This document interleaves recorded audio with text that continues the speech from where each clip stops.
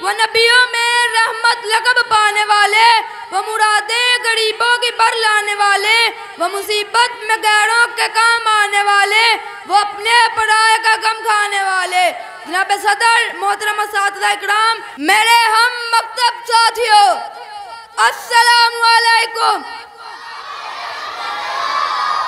آج مجھے جس موضوع پر لب کشائی کرنے کا موقع ملا ہے وہ ہے میرے پیارے نبی حضرت محمد صلی اللہ علیہ وسلم کی سیرت مبارکہ۔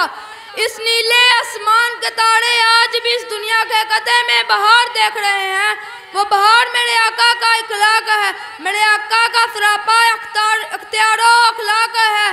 پہلی وحی کے ذریعے پیغام حق کا آغاز ہوا اور تقریباً 33 سال کی جدوجہد سے اپنی تکمیل کو جا پہنچا۔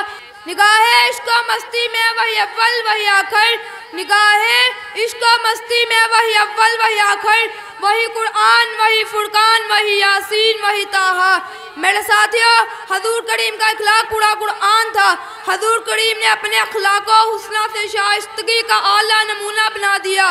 معلم تھے تو ان کا اخلاق دیکھو، تاجر تھے تو ان کی ایمانداری دیکھو، منتظم تھے تو ان کا انتظام دیکھو، خاوند تھے تو ان کا انصاف دیکھو۔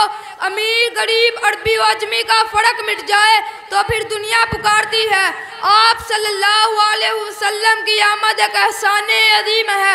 جب آپ صلی اللہ علیہ وسلم نے ایک غلام حبشی کو اسلام کا پہلا مؤذن ہونے کا اعزاز عطا کیا تو پھر دنیا پکارنے لگی۔ آپ صلی اللہ علیہ وسلم کی آمد ایک احسان عظیم ہے۔ صدیوں سے بنائے ہوئے بت منہ کے بل گرنے لگے، صدیوں سے بنائی ہوئی رسومات سے لوگ منہ موڑنے لگے اور اپنی بیٹیوں کو عزت دینے لگے۔ اسی لیے تو کعبہ آج بھی پکارتا ہے۔ آپ صلی اللہ علیہ وسلم کی آمد ایک احسان عظیم ہے۔